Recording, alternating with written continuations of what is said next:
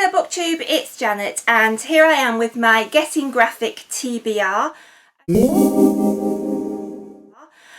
As I'm doing Shelf Slam, I haven't bought any new books this year, and particularly I haven't bought any new graphic novels, so I'm just going to read the remainder of the graphic novels that I've got for the event on the 17th of June, which I'm really looking forward to, which is hosted by Eleanor from Eleanor Reads Books and Caitlin from Kitty G.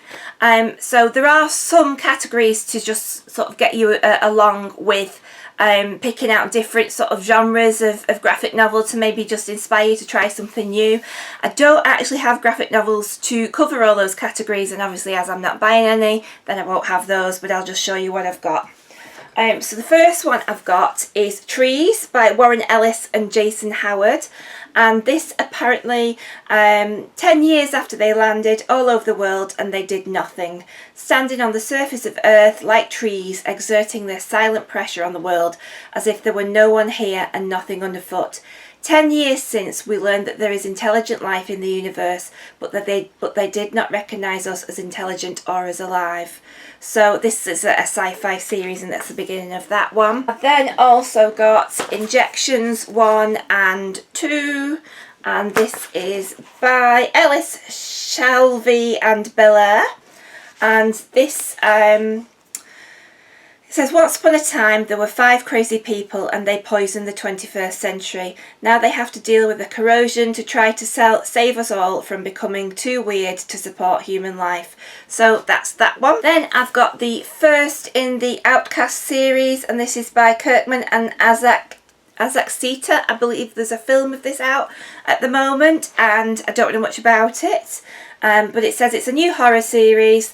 Kyle Barnes has been plagued by demonic possession all his life and now he needs answers. Unfortunately, what he uncovers along the way could bring about the end of the earth as we know it. Then I've got Lady Mechanica Volume 1, and this is by Benitez and Steigerwald. I believe this is a steampunk one, and just the cover is fantastic.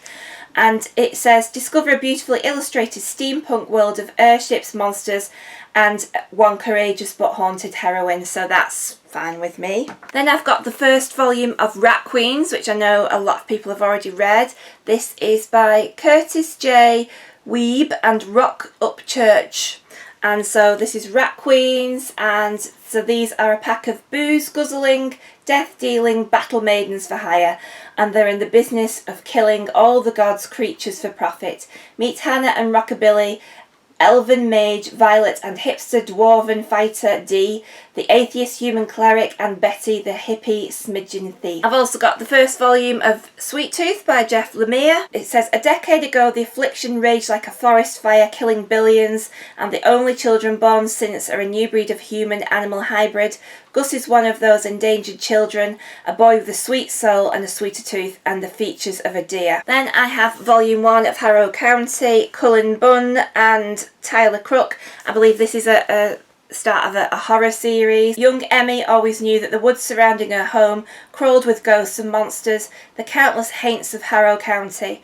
But on the eve of her 18th birthday, she learns that she's connected to these creatures and to the land itself in ways that she never could have imagined. And then the final one I've got to show you is The Sculptor by Scott McCloud. This is quite a big one. It just says, a spellbinding fable about a childhood wish, a deal with death and the price of art, and the value of life and a desperate love. So that's that one. So that's my TBR for Getting Graphic. It runs from 12 till 12, so it's a whole 24-hour period where you can just read graphic novels and indulge. Let me know if you're taking part and if you've read any of these and what you'll be reading. I will see you all soon. Keep reading. Bye!